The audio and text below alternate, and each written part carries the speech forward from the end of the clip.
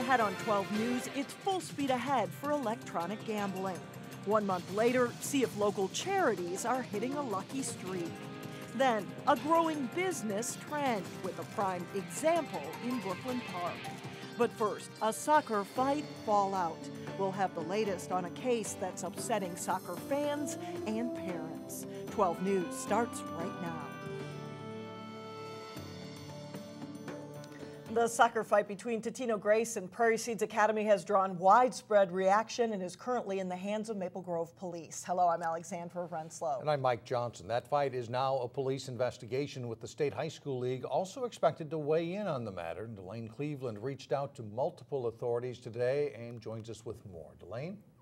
Mike and Alex, Maple Grove Police say they have a copy of the video shot by the 12 sports crew, but now it's just a matter of trying to identify everyone involved and get their side of the story. Police say it could be weeks before charges result. There's a lot that happened, I'm guessing, during the course of that soccer game.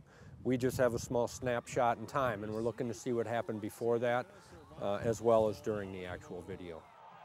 The incident took place in the final moments of the match last Thursday that would determine which team would go to the state soccer tournament. Maple Grove Police say any potential charges would depend on the extent of the injuries and whether the people involved were adults or juveniles. After we conclude our investigation, if warranted, we'll forward that information off to the city or county attorney's office, depending on what charges are being sought. Prairie Seeds head coach and athletic director Yusef Darbaki did not respond to requests to go on camera today, but he told the Star Tribune that some of the opposing players were making derogatory comments during the game, which could partly explain the cause of the fight. The response from Totino-Grace athletic director Mike Smith to the Star Tribune was that the school was still investigating what happened. And Mike and Alex, the Minnesota State High School League, they were hoping to have something today to talk about what sort of reaction is going to take place or results, but they said they're still taking a look at all of the facts, so it will be as early as tomorrow, Tuesday, before they come out with anything. Still sorting it out. Indeed, yep. Thank you. Fine. A ring at the door and a suspicious sound coming from the back. Fortunately, Robbinsdale police say a homeowner was able to stop an attempted burglary. What's more, police were able to arrest 3 suspects. Robbinsdale police sent out a crime alert following the burglary attempt in the 2800 block of Chowan Avenue North. Police say one of the suspects was attempting to push in the homeowner's window air conditioning unit to gain entry. Burglary charges are pending against the 3 suspects. One of them, 26-year-old Dante Horton of Brooklyn Center, has been charged with assaulting a police officer.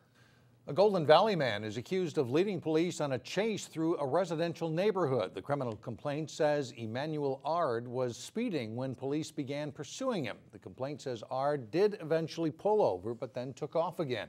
Police say Ard was going 45 in a 30-mile-an-hour zone in a North Minneapolis neighborhood. The suspect eventually stopped after a nearly mile-long chase.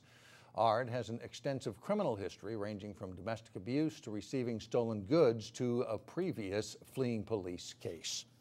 State lawmakers took a gamble by introducing electronic pull tabs to fund a Viking stadium, and so far it seems to be paying off. Renee Bonneau checks in with one local spot where some pull tab regulars are giving it a chance.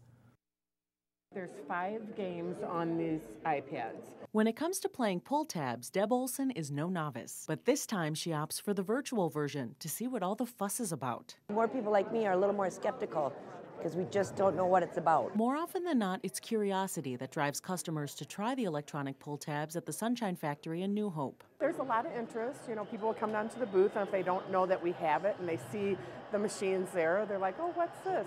Oh, I think I'll put in $20.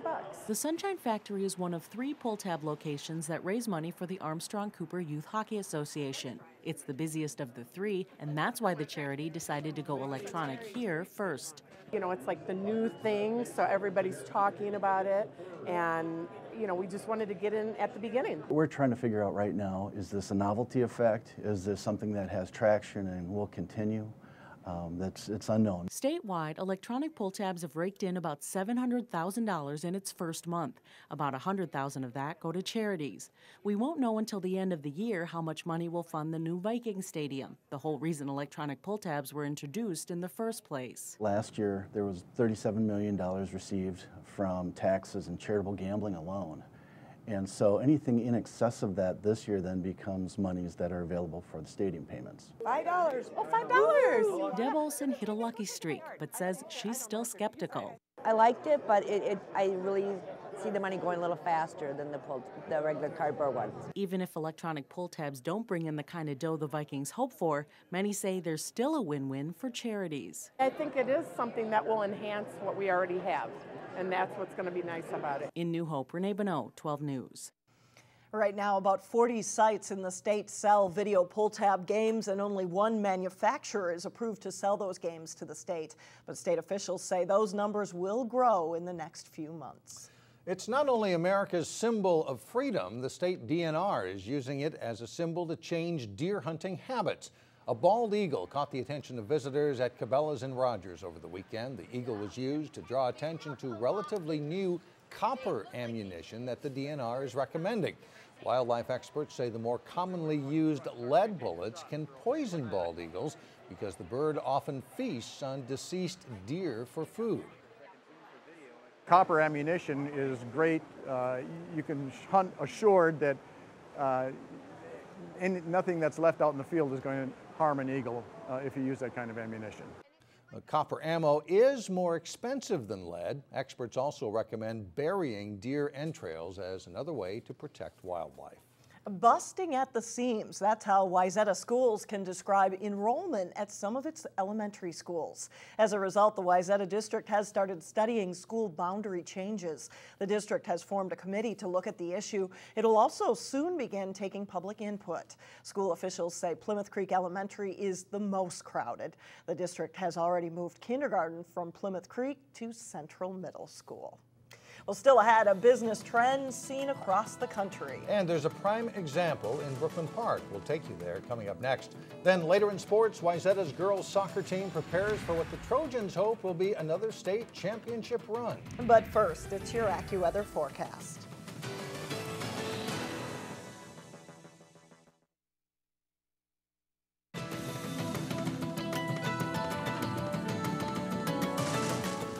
Well, there is a rising trend among small businesses in the United States. A growing number of them are owned by women.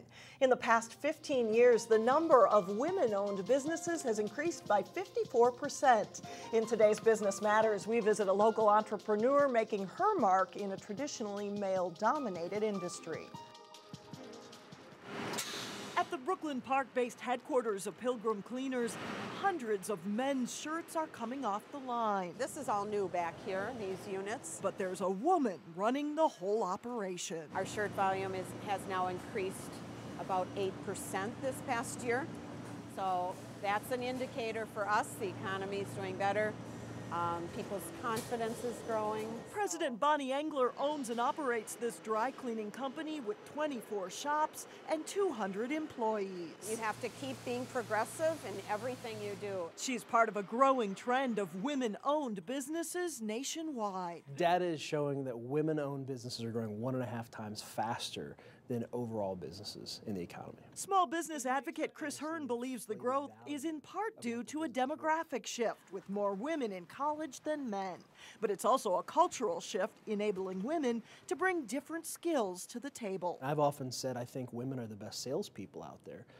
Much better than most men, actually, because of things like empathy and putting themselves in their buyer's shoes and really trying to understand what the problems are and how to solve them. I always look at our operation through the customer's eyes. I want them to walk in and see a nice, beautiful, clean, modern facility. From the flowers in the lobby to the candy dish at the front counter, Bonnie Engler runs her company with the customer and employee in mind. That's right. It's organic chemicals, and there's no regulation. This business recently spent more than $1 million in environmentally clean machines. It's an investment Engler made with the future in mind. I try to think of what I, not only as a business owner, but as a woman, would want to see. As of this year, it's estimated there are more than 8 million women-owned businesses employing more than 7 million people. Nighttime arrives sooner every day, but that is not stopping bicycle enthusiasts. Coming up, see where they are adding nighttime to their race routine. But in sports, Champlin Park's boys soccer team is the top seed for the state tournament. John Jacobson will hear from the Rebels coming up next. John Jacobson with sports, and time to get ready to defend a state title, right? Which this school is used to doing in this sport. They've done it, yes. Yeah, they've done it in the past. The Wayzata girls soccer team will start defense of its state title on Wednesday. The Trojans are taking aim at their 7th state championship since 1990. Here's Jason Malillo with more. The Wayzata girls soccer team is a confident group right now, outscoring your opponents 25-2 in the section tournament will have that effect. We have definitely hit our stride these last couple of games. You can just tell by the score that we're revved up and we're ready to play. We had a little bit of a rough start towards the beginning of the year. We had a couple losses towards the beginning, but I think that we really started to bond, and that I think that's really shown on the field. We've really been playing to our full potential, and I think it looks really good. The Trojans beat Hopkins 7-1 in the section championship game and are now gearing up for the state tournament. The pressure, like everybody's been saying, the pressure's on for Wayzata. We always have a target on our back. And so that's kind of a big thing that we just want to prove to everybody that we are who we are. Wayzata is the defending Class AA champion after making a somewhat unlikely run last fall. The Trojans won 2 games in shootouts, including the state final. Most of the players from that team returned, and Wayzata might be even better equipped for a title run this time around. They are built better to win a run, only from the standpoint that you have so many returning players who have got the benefit of that experience from a year ago, and they're, as you would call some of them, very seasoned veterans, and the more strong leadership you have, usually the better your odds are. And we've got the talent, we've got lots of people with the abilities to play, and we've got the experience. So hopefully those all add up, for a better and more favorable ingredients to win something. State title number 7 is up for grabs for Wayzata. Can they do it? We'll have to wait and see. Jason Malillo, 12 Sports. Wayzata plays St. Michael Albertville in the first round of the state tournament. That game is Wednesday afternoon at 5:30 at St. Cloud State University. In the Class AA boys tournament, the Champlin Park Rebels are the top seed. It's the 4th time in the state tournament for the Rebels in school history. Champlin Park is 16-0-1 entering the tournament, which comes just 1 year after winning only 4 games and losing in the first round of the playoffs. The Rebels beat Moundsview in a shootout to get to state. They've played a lot of soccer together and want to keep it going. Yeah, it's a great feeling. We all don't want to stop playing, so the more we play, the happier we are. Our school has never won a state championship in any sport, really, so it's actually a big thing for the soccer program because we're not really a big soccer school. So this is actually getting a lot of support from our school, and a lot of people coming up into the program will see that if we went to state, so they're gonna want to do the same thing. The Rebels will meet conference rival Blaine in the state quarterfinals, a team they beat 5-3 at the end of the regular season. Champlin Park and Blaine joined Anoka and Coon Rapids as Anoka-Hennepin District 11 teams that qualified for section finals. It's a quality group of kids in this area, so I mean, I think it shows how good this area is getting at soccer. Champlin Park meets Blaine at 5:30 Thursday at Park Cottage Grove Stadium. With the addition of Class 6A football this year, many of our local teams won't play until Friday night when section play in that class begins. A handful of local teams, however, do kick off the postseason on Tuesday. Cooper opens play in Section 6 of Class 4A at home Tuesday night against Park Center. That's a game you can see here on Channel 12 Wednesday night at 8:30. In that same section, Benilde St. Margaret's hosts Fridley tomorrow night at 7. In Class 3A, Section 2, Brackett's home to take on Rockford. The winner of that one plays at top-seeded Providence Academy Saturday night.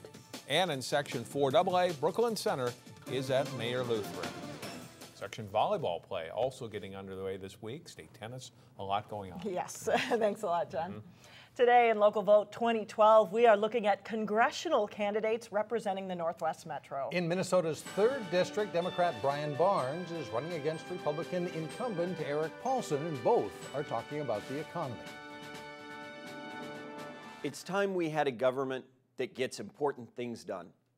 I'm Brian Barnes, and serving as a military officer, I experienced firsthand extraordinary things that result from everyone working together. We weren't divided by party. I run a global business unit for a manufacturing company right here in Minnesota. In business, the same attitude applies.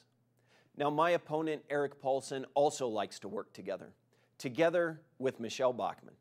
But against getting things done, they voted to end Medicare, against equal pay for women, even against tax cuts for families and small businesses. I say enough. Let's work together, rebuild our economy, and protect our liberties. Hi, I'm Eric Paulson.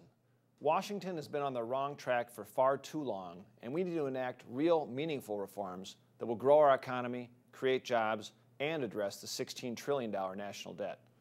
One area I'm focusing my work on is Minnesota's medical technology industry, which supports 35,000 jobs from 400 companies. I'm working across the aisle to repeal the new $30 billion job-killing tax on medical devices, and my bill recently passed with broad bipartisan support. I ask for your support on November 6th.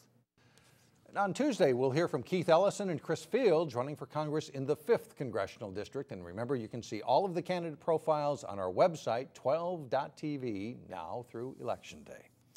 Still ahead, when nighttime falls, see where bicycle racing comes alive. We're back in just a moment.